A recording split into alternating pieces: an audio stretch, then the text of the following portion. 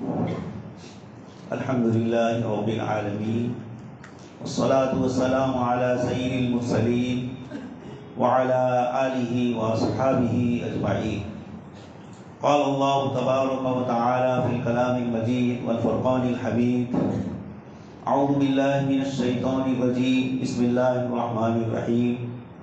سبحان الذي أسرى بعبده ليلا من المسجد الحرام إلى المسجد الأقصى الذي باركنا حوله لنريه من آياتنا إنه هو السميع البصير. وقال تعالى: إنهم فتية آمنوا بربهم وزدناهم هدى وربطنا على قلوبهم إذ قاموا فقالوا ربنا رب السماوات والأرض لن ندعو من دونه إلها لقد قلنا إذا شططا. صدق الله العظيم وصدق رسوله النبي الكريم ونحن على ذلك لمن الشاهدين والشاكرين والحمد لله رب العالمين. محترم و مکرم حضرات علماء کرام اور ایمان والے بھائیوں، گزشتہ کل سورہ یوسف کی تفسیر مکمل ہوئی. اس کے بعد چند صورتیں ہیں جو مکہ مکرمہ میں نازل ہوئی: سورہ رعد، سورہ ابراہیم، سورہ حجر اور سورہ نحل. ان صورتوں میں توحید ہے، رسالت ہے، آخرت ہے، جنت جہنم کا ذکر ہے. کچھ پچھلی قوموں کے واقعات بھی ذکر کیے گئے.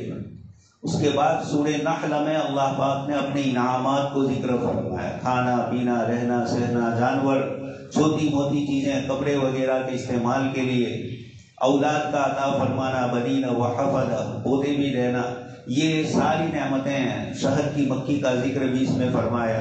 وَإِنَّ لَكُمْ فِي الْأَنْعَامِ لَعِبْرَةً. مختلف نعمتوں کا سورہ نحل میں اللہ پاک نے ذکر فرمایا. اس کے بعد جو آیات میں نے آپ کے سامنے پڑھی، یہ سورہ بنی اسرائیل کی، سورہ اسراء کی اور سورہ کہف کی چند آیتیں. اللہ تبارک تعالیٰ نے ان دو صورتوں میں بھی، دونوں مکی صورتیں ہیں. پہلی صورت میں جناب نبی اکرم صلی اللہ علیہ وسلم کو جو معراج کا سفر کروایا گیا، اللہ پاک نے اس کا ذکر فرمایا. 1-1.5 مہینے پہلے رجب کے مہینے میں اس پر میں بات کر چکا ہوں معراج کے سلسلے میں. یہاں صرف اتنا عرض کرنا ہے کہ جن حالات میں آپ صلی اللہ علیہ وسلم کو اللہ پاک کی طرف سے معراج نصیب ہوئی، اور اسی طریقے سے جن حالات میں اصحاب کہف کو اللہ پاک کی طرف سے بیدار کیا گیا، اور اس زمانے میں وہ جس طریقے سے زندگی گزار رہے تھے، جس وقت انہوں نے اپنے آپ کو غار کی پناہ میں دے دیا، اس وقت ان پر جو کیفیتیں تھیں، یہ دونوں کیفیتیں، آپ صلی اللہ علیہ وسلم کی کیفیت آپ کی شان کے مطابق، اور امت کو یا اصحاب کہف کے ساتھ جو حالات آئے وہ ان کی حیثیت سے، اور مدد بھی دونوں جگہ ان کی حیثیتیں اور مراتب کے اعتبار سے آئے. اس وقت ہم جن حالات سے گزر رہے ہیں اس ملک میں بھی اور دنیا بھر میں، ہمارے لیے بھی دونوں واقعات میں بڑی عبرتیں اور نصیحتیں ہیں.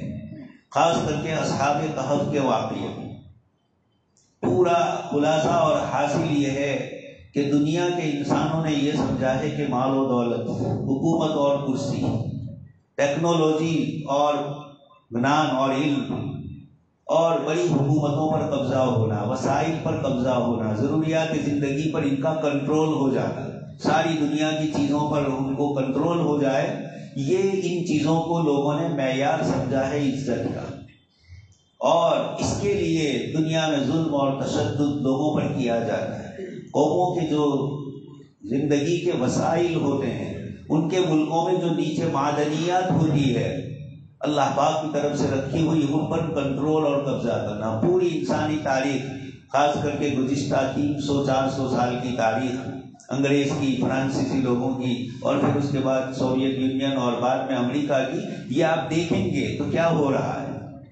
کوئی مسلمان اور غیر مسلمان کا فرق کیے بغیر جن ملکوں میں جن لوگوں کے پاس زمین کے اندر وسائل ہے، ان کے وسائل پر ان کے ساتھ بات چیت کر کے مسئلہ حل کرنا، اور اگر نہ ہو سکے تو ظلم اور زیادتی کر کے ان ملکوں پر قبضہ کر لینا. یہ انسانی تاریخ بتلائی جاتی ہے. سورہ کہف کا چونکہ دجال کے فتنے سے تعلق ہے، حدیث شریف میں آپ صلی اللہ علیہ وسلم نے فرمایا کہ جو شخص سورہ کہف کی تلاوت کرے گا جمعہ کے روز، اللہ تبارک تعالیٰ اس کو فتنوں سے، خاص کر کے دجال کے فتنے سے اس کی حفاظت فرمائے گی۔ اسی طرح آپ صلی اللہ علیہ وسلم نے رحمت فرما کر یہ بھی بتلا دیا، سورہ کہف چونکہ بڑی سورت ہے تو اگر کوئی اس سورت کی آخری 10 آیتیں یا شروع کی 10 آیتیں، ایک روایت میں ہے کہ اگر ان 10 آیتوں کو پڑھ لے تو بھی اللہ پاک اس کو دجالی فتنوں سے محفوظ فرماتے ہیں۔ دجال یہ ایک شخصیت کا نام ہے، لیکن اس کے پیچھے بہت سارے مقاصد ہیں، اور اسی لیے قرآن کریم کی اس سورت میں، سورہ کہف میں، اللہ پاک نے 4 واقعات ذکر فرمائے، اور چاروں میں ہر ایک کے پاس کچھ نہ کچھ چیزیں ہیں۔ پہلا مسئلہ ذکر کیا اصحاب کہف کا، غار والوں کا، اور انہی کے نام سے سورت کا نام بھی سورہ کہف رکھا گیا۔ یہ رومن امپائر میں دقیانوس نام کا بادشاہ تھا، ترکی اور اردن، جوردن وغیرہ علاقوں پر بھی اس کی حکومتیں تھیں۔ یہ اپنے آپ کو اس وقت کا سب سے بڑا طاقتور سمجھ رہا تھا، رومن امپائر کے تابع تھا، لیکن اپنے علاقے میں اپنے آپ کو سب سے بڑا سمجھ رہا تھا، اور اس نے لوگوں کو اپنی خدائیت کا اعلان کروایا تھا، سجدہ کروانا، اسی کو سب کچھ سمجھنا، نفع نقصان کا مالک اسی کو سمجھنا، خدائیت کا درجہ اپنے آپ کو دیا تھا، اور جو اس کے خلاف کرے اس کو سخت سے سخت سزا دی جائے۔ اللہ تبارک تعالیٰ نے اسی کی حکومت میں چند نوجوانوں کو، انہم فتیۃ آمنوا بربہم، چند نوجوانوں کے دل میں یہ بات آئی کہ یہ پوری کائنات کا خالق اور مالک ایک اللہ ہے، بادشاہ بھی ہماری طرح ایک انسان ہے، آخر ہم اس کے آگے سجدہ کیوں کریں، چیزوں کا مالک اس کو کیوں سمجھے، نفع نقصان کی نسبت اس کی طرف کیوں کریں۔ یہ انفرادی الگ الگ ہر ایک کے دل میں خیال آیا، اتفاق سے کوئی ان کا جشن تھا، کوئی بڑا تہوار جیسا تھا، اور اس موقع کے اوپر سب کو جمع کیا گیا۔ ایسے موقع پر ایک نوجوان کے دل میں آیا کہ میں یہاں کیوں بیٹھوں، وہ اپنے آپ کو سائڈ پر لے گیا۔ دوسرے کے دل میں بھی اللہ پاک نے ڈالا، اس طریقے سے الگ الگ ہو کر ایک درخت کے نیچے جمع ہو گئے۔ کوئی ایک دوسرے کو پہچانتا نہیں ہے اس نسبت سے کہ یہ کیوں یہاں الگ ہوئے، لیکن اللہ پاک نے ہر ایک کے دل میں یہی ایک جذبہ اور یہی ایک خیال ڈالا تھا۔ جب جمع ہو گئے اس کے بعد آپس میں کہا کہ بھائی ہم سب لوگ یہاں جمع ہوئے ہیں، کوئی نہ کوئی تو مقصد کسی کا ہوگا، آخر یہاں الگ کیوں ہو گئے، سب لوگ جشن منا رہے ہیں۔ ایک ساتھی نے کہا، اسی کو قرآن کریم نے نقل فرمایا، اذ قاموا فقالوا ربنا رب السماوات والارض، انہوں نے کہا کہ فَأْوُوا إِلَى الْكَهْفِ يَنشُرْ لَكُمْ رَبُّكُم مِّن رَحْمَتِهِ، یہ آگے اللہ پاک نے فرمایا۔ اس سے پہلے انہوں نے اپنے لیے یہ کہا کہ بھائی بات یہ ہے کہ ایک اللہ کی عبادت کی جائے، انسانوں ہمارے جیسے انسان کے آگے اپنا سر جھکانا یہ صحیح نہیں ہے۔ ہر ایک کے دل میں وہی بات تھی، آپس میں متفق ہو گئے اور کہا کہ ہم سب کی یہی رائے ہے۔ اس کے بعد انہوں نے اس کا اظہار کیا، بادشاہ کے سامنے بھی، لوگوں کے سامنے بھی، پتہ چلا بادشاہ کو تو ان سب کو بلا کر ان کو کہا کہ اگر تم میری عبادت کرو گے، میری پرستش کرو گے، میری بات مانو گے تو میں تمہیں حکومت اور کرسی عطا کروں، اور اگر تم نے بات نہیں مانی تو پھر ظلم اور زیادتی کی چکی میں تمہیں پیسا جائے گا، تم پر سخت سزائیں تم کو دی جائے گی۔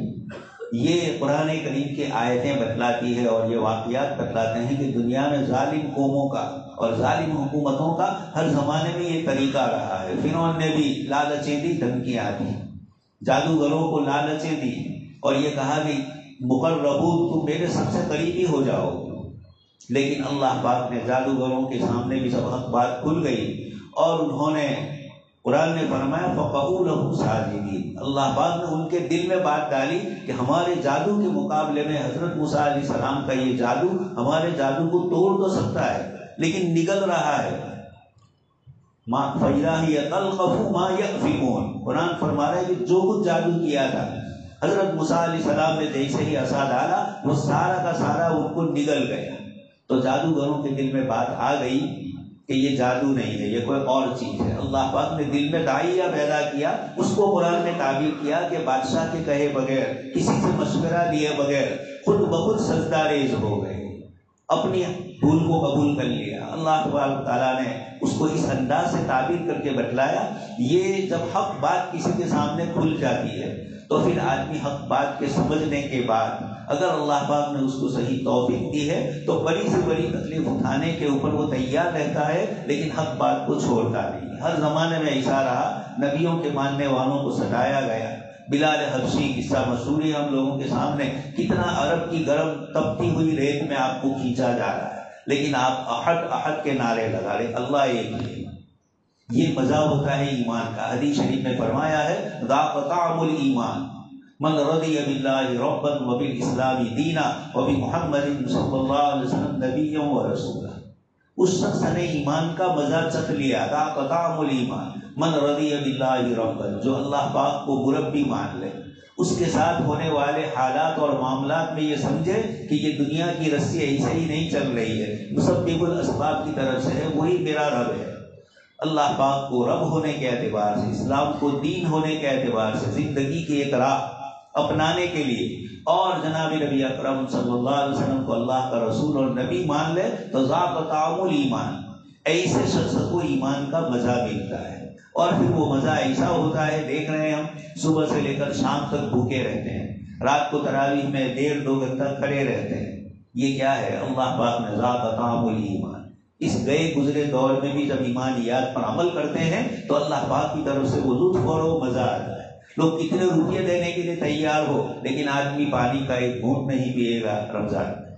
یہ حدیث شریف میں فرمایا، یہ ایمان کا مزہ اصحاب کہف کو مل گیا تھا، حقائق ان کے سامنے واضح ہو گئے تھے، تو پھر اللہ تبارک تعالیٰ نے ان کو اس ظالم حکومت کے مقابلے میں کھڑا کر کے انہوں نے کہا کہ ہم اگر ایک اللہ کے علاوہ کسی اور کی عبادت کریں تو صدقہ، ہم راہ گم ہو گئے اور ہم راستہ بھول گئے اور ہم نے ظلم اور زیادتی کی۔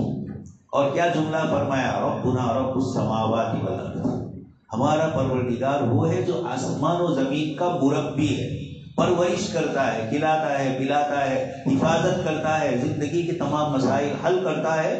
یہ رب اللہ کی ذات کو جب مان لیا، انہوں نے یہ جملہ کہا، بادشاہ کو کہا کہ آپ کی حکومت کی کرسی کی ہمیں ضرورت نہیں ہے، حکومت کی کرسی بھی اسی رب السماوات والارض کے تابع ہے، وہ جب جس کو چاہتا ہے جس طرح دینا چاہتا ہے، وہ تعز من تشاء و تذل من تشاء کی کیفیتیں اس کے اختیار میں ہیں، کائنات کی کسی مخلوق کے اختیار میں نہیں ہے۔ یہ اصحاب کہف نے جب یہ اتنا بڑا اقدام کیا، یہ معمولی چیز نہیں تھی، زمانے کا دھارا جس طرح بہہ رہا تھا یہ الٹی سمت میں جا رہے ہیں۔ لوگ یہ سمجھ رہے ہیں کہ نماز سے کیا ہوتا ہے، روزوں سے کیا ہوتا ہے، عبادتوں سے کیا ہوتا ہے، حلال کمائی سے، سود چھوڑنے سے کیا ہوتا ہے۔ یہ مومن اس دائرے سے نکل کر بتلاتا ہے کہ حلال حرام کو چھوڑنا آسان تو نہیں ہے، لیکن جب اللہ پاک نے کسی چیز کو حرام کیا تو اب میں اس کو چھوڑ رہا ہوں، مربی اور رازق وہ ہے، کوئی اور دوسرا رزق دینے والا نہیں۔ یہ زندگی میں کوئی غلط کام کرنے کے لیے تیاری ہو رہی ہے آدمی کی، نفس اور شیطان ورغلا رہا ہے کہ میرے لیے اس مسئلے میں اور کوئی حل نہیں ہے، یہی حل ہے، اور ایسے موقع پر وہ اللہ سے ڈر کر اس حل کو چھوڑ کر جو اللہ اور رسول صلی اللہ علیہ وسلم نے فرمایا اس حل کو پسند کرتا ہے۔ یہ سب سے مشکل مرحلہ ہوتا ہے۔ اصحاب کہف نے اس مشکل مرحلے میں چن لیا کہ نہیں، مجھے تو صرف اور صرف ہمیں تو ایک اللہ ہی کی عبادت کرنی ہے، بادشاہ کی لالچوں کو چھوڑ دیا۔ اللہ تبارک تعالیٰ نے اب کہاں جائے، کیسے جائے، اللہ تبارک تعالیٰ نے دل میں بات ڈال لی، فَأْوُوا إِلَى الْكَهْفِ يَنشُرْ لَكُمْ، ایک پناہ غار کے اندر پناہ لے لو۔ اسی شہر کے باہر الگ الگ جگہ بتلائی جاتی ہے، قرآن کریم جگہوں، جغرافیہ اور ان قسم کی چیزوں کو مختصر چھوڑ کے چلا جاتا ہے، اس لیے کہ وہ ہدایت کی کتاب ہے۔ اس میں یہ قصے کہانیاں نہیں آتی ہے لمبی چوڑی جو دوسرے قصے کہانیوں میں، کہ اصل مقصد سے ہٹ کر اس کے پیتا وباغ جو اسی میں آدمی الجھ جائے۔ قرآن کریم ان ھذا القرآن یہدی للتی ہی اقوم، آج ہی کی اسی سورہ اسراء کے اندر یہ آیت موجود ہے کہ قرآن سیدھی راہ لاتا ہے۔ اسی طرح سورہ کہف کی پہلی آیت میں فرمایا الحمدللہ الذی، تمام تعریف اس اللہ کے لیے ہے، اور آگے فرمایا عوجا، اس دن میں تیرا پن نہیں ہے، قیما لینذر بأسا شدیدا، یہ قیم دین قیم ہے، سیدھا راستہ، اس میں نہ افراط ہے نہ تفریط ہے۔ زندگی کے اسباب کمانے کے، حاصل کرنے کے، چیزوں سے فائدہ اٹھانا، اس سے روکا نہیں، لیکن ان چیزوں کو مؤثر حقیقی نہیں سمجھا۔ یہی اس وقت کی دنیا دجالی فتنے کا سب سے بڑا جو اثر ہے کہ اس نے اللہ پاک کی ذات عالی سے ہونے کے یقین کو نکال کر چیزوں پر، مخلوق کے اوپر بندوں کا یقین پیدا کرنے کی کوششیں کی۔ یہ چیز کرو گے تو یہ ہوگا، یہ ہوگا تو یہ ہوگا۔ یہ سارے چکر سبب اور مسبب کے، ایک چیز کو دوسری چیز کا سبب بنا کر یہ کائنات میں انہوں نے پھیلایا، یہ اللہ پاک ہی کا پیدا کیا ہوا ہے۔ پیاس ہوتی ہے، آدمی پانی پیتا ہے، پیاس بجھتی ہے، بھوکا ہے، کھانا کھایا، اس کا پیٹ بھرتا ہے، سردی لگ رہی ہے، گرمی کا انتظام کرتا ہے، گرمی لگتی ہے، سردی والی چیزوں کا، یہ ساری چیزیں اللہ پاک نے ہی اسباب کی بنائی۔ لیکن ان اسباب کو رب کا درجہ دینا، خدائیت کا درجہ دینا اور خدا پاک کو بھول جانا۔ یا اللہ پاک نے فرمایا ان کثیر من الاحبار والرهبان ليأكلون اموال الناس بالباطل، وہاں یہی ہو رہا تھا، لوگوں کا مال غلط طریقے سے کھانا اور چیزوں کی طرف لوگوں کو لگا دینا۔ اللہ تبارک تعالیٰ نے اصحاب کہف کے اس واقعے میں مومنین کو یہی عبرت اور یہی سبق بتلایا، اور یہ بتلایا کہ ایک طرف ظالم طاقت تھی، اس سے بچ کر یہ پہاڑ کے غار کے اندر تشریف لے گئے۔ اللہ تبارک تعالیٰ نے پھر وہ آئے ان کو تلاش کرنے کے لیے، لیکن غار کے اندر جانے کی کسی کی ہمت نہیں ہوئی۔ اللہ پاک نے کیسا انتظام فرمایا، قرآن کریم کی آیتیں بتلاتی ہے وَتَرَى الشَّمْسَ إِذَا طَلَعَتْ تَزَاوَرُ عَنْ كَهْفِهِمْ۔ حضرت امام راضی رحمۃ اللہ علیہ فرماتے ہیں کہ جو غار تھا اس کا منہ، غار میں داخل ہونے کی جو جگہ تھی وہ شمال سے جنوب کی طرف تھی۔ جو لوگ مکانات بناتے ہیں، ہم لوگ ہمارے دیہاتوں میں عموماً ہمارے بزرگوں نے جو مکان بنائے وہ مشرق مغرب بنائے، دیکھتے ہیں آپ محلوں کی لائن ادھر کی اور ادھر کی، مشرق اور مغرب کی، لیکن جہاں شمال اور جنوب کی ہوتی ہے وہاں دھوپ کم ہوتی ہے۔ جو بلڈنگ اس طرح کی ہوتی ہے اس میں دھوپ نہیں آتی، یہاں تو صبح میں بھی صبح میں ادھر سے آئے گی، شام کو ادھر سے آئے گی۔ تو یہ غار کا اللہ پاک نے انتخاب جس غار کا ان کے لیے کروایا، ایک تو پہلے اس کا منہ ہی پہلے سے ایسا تھا، یہ غار کا روح ہی ایسا تھا۔ یہ بھی اللہ پاک کی توفیق ہوتی ہے، جب اللہ پاک ناراض ہوتے ہیں تو اسباب ہر غلط قسم کے اختیار کرتا ہے اور آدمی شکست کھاتا ہے، اور جب اللہ پاک راضی ہوتے ہیں تو معمولی سی چیز ہوتی ہے، اللہ پاک اس کے لیے بھی اسباب سارے ایسے کر دیتے ہیں کہ سب مسائل حل ہو جاتے ہیں۔ ان کے لیے اللہ پاک نے یہ مسائل حل کیے۔ بادشاہ اپنے لشکر کے ساتھ آیا لیکن ہمت نہیں ہوئی اندر جانے کی۔ اللہ پاک نے اس کو فرمایا ہے رعبا، اللہ پاک نے پہاڑ میں داخل ہونے سے پہلے ایسا رعب ڈال دیا۔ تو ایک تو سورج کا نظام، غار کشادہ ہوتا تھا، اس میں ہوا بھی لگتی تھی، ان کو دھوپ نہیں لگتی تھی، شمال اور جنوب تھی، جبکہ ہوا کا رخ سورج کا مشرق مغرب کا ہے، اس لیے دھوپ ان کو لگتی ہے۔ یہ سارا انتظام اللہ پاک کی طرف سے ہوتا ہے۔ یہ اللہ پاک بتلاتے ہیں من کان للہ کان اللہ لہ، جب بندہ اللہ کے دین کے لیے قربانی دیتا ہے، شروع میں تکلیف آتی ہے، مسائل آتے ہیں، مکی دور میں 13 سال تک مسائل آئے، مدنی دور میں 6 سال تک صلح حدیبیہ تک پریشانی رہی، پھر اللہ پاک نے فتح عظیم نصیب فرمائی۔ اس طریقے سے اصحاب کہف کو بھی اللہ تبارک تعالیٰ نے ایک یہ تکلیف تھی یہ دور فرمائی، دوسری طرف 300 کے اوپر 9 سال سلائے رکھے، سانپ بچھو غار ہے، وہ تو زہریلے جانور کوئی نہ کوئی آ سکتا ہے، لیکن 309 سال تک کسی چیز نے ان کو کوئی تکلیف نہیں پہنچائی۔ اور اللہ پاک فرماتے ہیں وَتَحْسَبُهُمْ أَيْقَاظًا وَهُمْ رُقُودٌ، آپ سمجھ رہے تھے کہ آنکھیں کھلی تھی تاکہ کوئی بھی آئے، ویسے تو آ ہی نہیں سکتا ہے، لیکن اللہ پاک نے آنکھیں کھلی رکھی، وَهُمْ رُقُود، لیکن نیند میں تھے، سوتے ہوئے آنکھیں کھلی تھی۔ تو وَتَحْسَبُهُمْ أَيْقَاظًا وَهُمْ رُقُود، اور پھر وَنُقَلِّبُهُمْ ذَاتَ الْيَمِينِ وَذَاتَ الشِّمَالِ، کروٹیں اللہ پاک خود بخود للواتے ہیں، جیسے ہم لوگ سوتے ہیں اور نیند میں کروٹ لیتے ہیں، اللہ پاک نے یہ انتظام بھی فرما دیا۔ دیکھیے ایک طرف اللہ پاک نے غیبی انتظام کیا کہ اتنی مدت زندہ رکھا، سلائے رکھا، یہ تو معجزہ ہے اللہ پاک کی طرف سے، ان کی کرامت ہے، لیکن اسباب کے درجے میں اللہ پاک نے سورج کو بھی ادھر ادھر کروایا اور اسباب کے درجے میں کروٹیں بھی بدل۔ یہ قرآن ہمیں بتلاتا ہے کہ سبب کو بھی اختیار کرنا ہے، چیزوں کو بھی، لیکن مالک حقیقی اللہ پاک کو سمجھنا۔ جہاں معجزے اور کرامتیں ہو رہی وہاں بھی اسباب۔ آپ صلی اللہ علیہ وسلم کے جو معجزات ہیں، علامہ حافظ جلال الدین سیوطی رحمۃ اللہ علیہ فرماتے ہیں 10,000 سے زیادہ معجزات آپ صلی اللہ علیہ وسلم سے اللہ پاک نے کروائے، لیکن حدیث شریف کی کتابوں میں ہم پڑھتے ہیں تو معجزات میں یہ ہوتا ہے پانی کم ہو گیا، حدیبیہ کے دن پورا پانی کا کنواں صاف ہو گیا۔ حضور نے فرمایا لوگوں کے پاس پانی ہے، تھوڑا پانی لایا گیا، آپ نے کلی کی اور وہ پانی اندر ڈال دیا اور پھر پانی اوپر آیا۔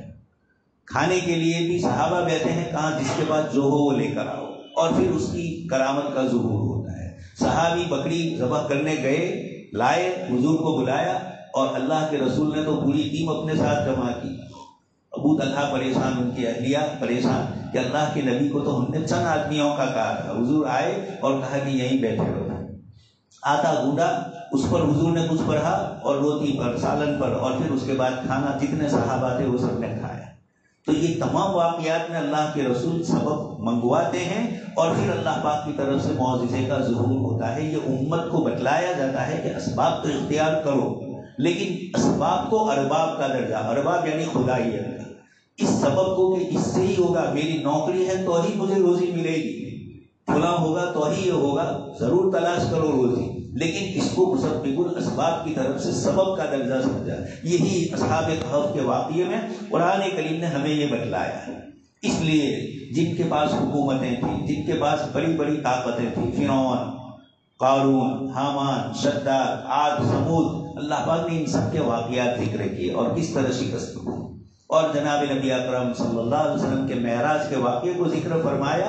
10 سال مکہ مکرمہ میں ستائے گئے، 11ویں سال اللہ پاک نے نبوت کے 11ویں سال آپ صلی اللہ علیہ وسلم کو معراج کروائی، اور یہ بتلایا 10 سال تک ستائے گئے مکہ مکرمہ میں آپ کو پریشان کر کے، اور اتفاق سے جو 2 غمخوار تھے جناب ابو طالب اور حضرت ام المومنین خدیجہ الکبریٰ رضی اللہ عنہ، ان دونوں کا انتقال ہو جاتا ہے۔ اس سال کا نام اسلامی تاریخ میں عام الحزن، غم کا سال بتلایا جاتا ہے۔ اتنے حضور پریشان، مکہ میں اب کوئی سننے والے نہیں، آپ جا رہے ہیں طائف، اتنے دور جانے کے بعد بھی وہاں سے جو آپ صلی اللہ علیہ وسلم کو رسپانس ملا وہ آپ جانتے ہیں، ستایا گیا، بچوں کے حوالے کیا گیا، غلط قسم کے جملے آپ کو کسے گئے۔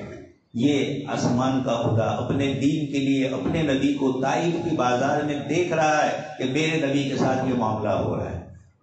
روایتوں میں آتا ہے کہ جب آپ وہاں سے باہر نکلے، اللہ پاک نے پہاڑوں کے فرشتوں کو بھیجا، چونکہ طائف کا علاقہ پہاڑی ہے، کہ ان 2 پہاڑوں کے بیچ میں ان کو پیس دیا جائے۔ آپ صلی اللہ علیہ وسلم نے فرمایا کہ نہیں، میں ان کے لیے ہدایت مانگتا ہوں۔ وہی ہدایت ہندوستان آئی، بلوچ میں حضرت حکم ابن ابی العاص رضی اللہ تعالیٰ عنہ، ان کے بھائی حضرت جو بڑے بھائی تھے جنہوں نے ان کو یہاں بھیجا تھا، یہ سارے صحابہ، پھر حجاج ابن یوسف، محمد ابن قاسم جو یہاں، یہ سب اسی قبیلے ثقیف کے طائف ہیں۔ خیر، تو اللہ کے نبی صلی اللہ علیہ وسلم نے یہ حالات آپ پر آئے، مکہ مکرمہ میں داخل ہونا ہے تو خود آ نہیں سکتے اپنے شہر میں، اور 53 سال کی عمر ہو رہی، 50 کے اوپر 52 سال کی عمر ہو رہی، لیکن اپنے شہر میں بھی مطعم ابن عدی کو لے کر آپ پناہ لے رہے ہیں، اور پھر آپ کو وہاں مکہ میں رہنے دیا گیا۔ اتنے حالات یہاں آئے، اللہ پاک کی طرف سے 2 بڑے معجزات کا ظہور ہوا۔ ایک طرف آپ کو فرمایا گیا قُلْ أُوحِيَ إِلَيَّ أَنَّهُ اسْتَمَعَ نَفَرٌ مِّنَ الْجِنِّ فَقَالُوا إِنَّا سَمِعْنَا قُرْآنًا عَجَبًا۔ مکہ والے اگر قرآن نہیں سن رہے تو آپ فکر نہ کرو، اللہ پاک نے ایک دوسری مخلوق کھڑی کی ہے، جنات کی، وہ قرآن سن رہے ہیں۔ وَإِذْ صَرَفْنَا إِلَيْكَ نَفَرٌ مِّنَ الْجِنِّ يَسْتَمِعُونَ الْقُرْآنَ۔ حضور کا قرآن سن رہے ہیں اور اپنی قوم میں جا کر کہہ رہے ہیں یا قومنا اجیبوا داعی اللہ۔ خالی مومن نہیں ہو رہے ہیں، اپنی قوم میں جا کر حضور والی دعوت پہنچا رہے ہیں۔ یہ آپ کو بتلا کر اللہ پاک فرماتے ہیں کہ انسان اگر نہیں سن رہے ہیں تو ہم دوسری مخلوق کو کھڑی کریں۔ زمین والوں نے آپ کی توحید کی، مکہ اور طائف والوں نے، تو ہم نے آپ کا اکرام کیا، بیت المقدس میں آپ کو پہنچایا، وہاں سے 7 آسمان کی سیر کروائی، اور واپسی میں انبیاء کرام علیہ السلام کی امامت کروائی، اور وہ بیت المقدس میں کروائی، مکہ مکرمہ میں نہیں کروائی۔ اس لیے کہ حضرت یعقوب علیہ السلام سے حضرت عیسیٰ علیہ السلام تک 3-3.5 ہزار سال کا جو پورا وقفہ ہے، اس میں قبلہ بیت المقدس تھا۔ اس لیے پوری دنیا میں بیت المقدس قبلہ کی طرف مشہور ہو گیا، اور نبوت ساری بنی اسرائیل میں ملی تھی اور کہیں گئی نہیں تھی، اس لیے سب کا قبلہ بیت المقدس۔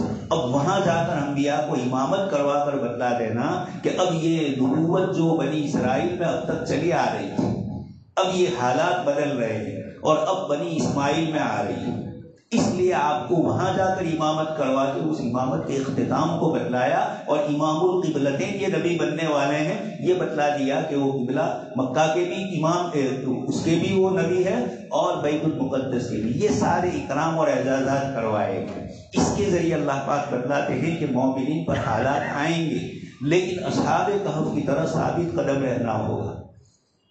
12ویں پارے میں سورہ یوسف سے پہلے آیت آئی فاستقم کما امرت، سورہ ہود میں استقامت اختیار کیجیے۔ ان الذین قالوا ربنا اللہ ثم استقاموا، جن لوگوں نے لا الہ الا اللہ بول لیا اس کے بعد حالات آئیں گے۔ ثم استقاموا جملہ ہے خالی، لیکن وہ پورے حالات کی طرف اشارہ کر رہا ہے۔ اس لیے فرمایا احسب الناس ان یترکوا ان یقولوا آمنا وهم لا یفتنون، ایمان والے لا الہ الا اللہ بول لے اور صرف ختم ہو گئی، جنت مل جائے۔ اللہ پاک فرماتے ہیں وَلَقَدْ فَتَنَّا الَّذِينَ مِن قَبْلِهِمْ، تم سے پہلے لوگوں کو آزمایا گیا، اصحاب کہف کو آزمایا، پریشانیاں ہوئی، اور پھر اللہ پاک نے کیسے نجات دی۔ ایک طرف وہاں سے نکل رہے ہیں، اور نکلنے کے بعد اس سے پہلے بھی میں آپ کو کہہ چکا ہوں کہ یہ تو سو گئے تھے، لیکن قلبهم باسط ذراعیہ بالوسیط۔ جرمنی کا ایک ڈاکٹر اسی پر ایمان لے آیا کہ نبی کی ان کو سلانے کے لیے اللہ تبارک تعالیٰ نے یہ فرمایا کہ ان کی تو آنکھیں کھلی ہوئی ہے اور کروٹیں لے رہے ہیں، لیکن کتا سویا ہوا نہیں ہے، باسط ذراعیہ، وہ تو اپنی دونوں کلائیاں بچھائے ہوئے ہیں، تو کتا کیسے زندہ رہا 300 سال تک؟ اس پر اس نے تحقیق، یعنی اس کے بدن کی یہ حیت 300 سال تک ایسے بیٹھے رہنا، اس کے بدن میں کوئی تکلیف نہیں ہوئی۔ ہم لوگ 15-20 منٹ بیٹھے تو ہاتھ ادھر ادھر کرنا پڑتا ہے۔ یہ اللہ تبارک اس نے جب ریسرچ کیا تو اس کو پتا چلا کہ کتے کے بدن میں چربی ہے، اس کھال کے نیچے اللہ پاک نے ایسی چربی کے اندر ایسے اجزاء رکھے ہیں کہ وہ لمبی دیر تک اس طریقے سے بیٹھ سکتا ہے۔ اللہ پاک نے اس کو توفیق دی۔ خیر، تو یہ اصحاب کہف کے لیے سب کچھ اللہ پاک نے فرمایا اور بتلا دیا۔ اب اس کے بعد آگے اللہ تبارک تعالیٰ نے ان کے احوال ذکر کیے کہ نیند سے بیدار ہوئے۔ اللہ پاک کو جب بیدار کرنا تھا اٹھایا گیا۔ اس کے بعد سب سے پہلے ہے ایہم ازکا طعاما، اچھا کھانا، ازکا پاکیزہ۔ یہ ایمان کی علامت ہوتی ہے۔ مومن کسی بھی چیز کو دیکھ کر بھوکا ہو تو ہاتھ نہیں مار دیتا ہے، پریشان ہو تو اس ملازمت میں نہیں چلا جاتا ہے کہ وہاں میں ملازمت کروں۔ یہ ازکا طعام، اپنے لیے پاکیزہ روزی تلاش کر، ان حالات میں ہے، اور اپنے ساتھی کو کہہ رہے ہیں کہ جاؤ اٹھو، اب بھوک لگی، اب تک بھوک نہیں لگی 309 سال۔ یہ اللہ پاک کا نظام ہے، جیسے ہی بیدار کیا یہ دنیا ہے، دنیا کے احوال اس کے ساتھ وابستہ ہوئے، فوراً بھوک لگی، اور اب کھانا لینے جا رہے ہیں، وہاں ایھا ازکا فرمایا۔ اور پھر اللہ پاک کی طرف سے ایک طرف تو یہ سو جاتے اور انتقال کر جاتے، دنیا میں ان کا کوئی چرچا نہ ہوا، لیکن انہوں نے اللہ کے لیے قربانی دی۔ اللہ پاک نے اپنے پاک کلام میں بھی اس قصے کو ذکر کر کے قیامت تک کے لیے محفوظ کیا۔ اور اس زمانے میں جو عیسائی مذہب تبدیل ہو چکا تھا، شرک اور کفر تھا، اور پھر اسی علاقے میں اللہ پاک نے قسطنطین، ایک راجا تھا وہاں کا جو ایمان لے آیا تھا، یعنی حضرت عیسیٰ علیہ السلام پر، اس زمانے میں اسی کے نام سے استنبول، قسطنطنیہ جو کہتے ہیں، اسی کے نام سے بنایا گیا۔ اسی طرح قسطنطین، اس کے مذہب کے اعتبار سے بھی یہ چیزیں رکھی گئی۔ اس کے دور میں پھر عیسائی مذہب آیا، اور جب یہ بیدار ہوئے، یہ تو سمجھتے تھے کہ دقیانوس کا زمانہ ہے، لیکن اللہ پاک نے پورا زمانہ بدل دیا۔ یہ گئے تو دیکھا کہ ہر جگہ عیسیٰ علیہ السلام کا نام ہے، حضرت مریم کا نام ہے، اس طرح کی پوری بات ہی بدل گئی۔ یہ تو بچتے بچاتے جا رہے تھے کہ کل گئے تھے اور آج آ رہے ہیں۔ قرآن نے اس کو بھی ذکر کیا کہ انہوں نے آپس میں بات کی کہ ہم کتنا سوئے۔ اللہ پاک نے ایک دوسرے کی بات نقل کی، پھر کہا کہ اس بات کو چھوڑو۔ یہ مسلمانوں کو بتلایا جاتا ہے کہ چھوٹی چھوٹی چیزوں میں مت الجھو، اصل مقصد جو ہوتے ہیں اس کی طرف جاؤ۔ اب یہ اسی میں الجھتے، کوئی کہتا ہے کہ 2 دن، کوئی 1 دن کہتا، اور آپس میں لڑائی ہو جاتی ہے۔ ہمارے یہاں ایسا ہی ہوتا ہے، چھوٹے چھوٹے جزوی مسئلے میں ہم لوگ آپس میں لڑتے ہیں، نفل کے لیے لڑتے ہیں اور فرائض کو چھوڑ دیتے ہیں۔ یہ بہت بڑی چیز ہے، آپس میں لڑنا جھگڑنا، اس سے بچایا گیا۔ حسد کرنا، لڑائی، یہ تو بڑی بری چیز ہوئی، گالی گلوچ ہوگی، اور جو چیز ہے وہ مستحب ہے، اس کے لیے آپ لڑ رہے ہیں۔ خیر، بات دور ہو جا رہی۔ اللہ تبارک تعالیٰ نے اصحاب کہف کو جب بیدار کیا، اس کے بعد وہ لینے گئے، اور اس کے بعد جب وہاں دکان پر گئے اور سکہ بتلایا، لباس بھی وہی 300 سال پرانا، تو یہ لوگ سمجھے کہ اس کو خزانہ مل گیا۔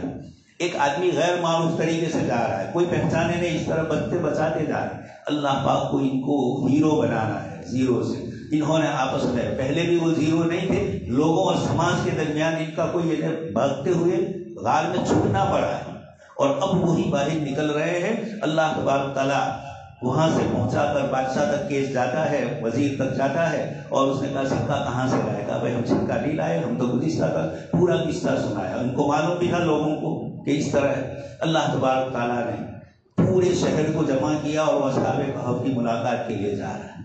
یہ عزت اور اکرام، ہر جگہ ان کے چرچے، ان کے واقعات، یہ اللہ پاک بتلاتے ہیں کہ بندہ جب اللہ کے لیے کرتا ہے تو اللہ سب جگہ سے لوگوں کو اس کے لیے آمادہ کرتا ہے، عزتیں بھی وہاں سے ملتی ہے۔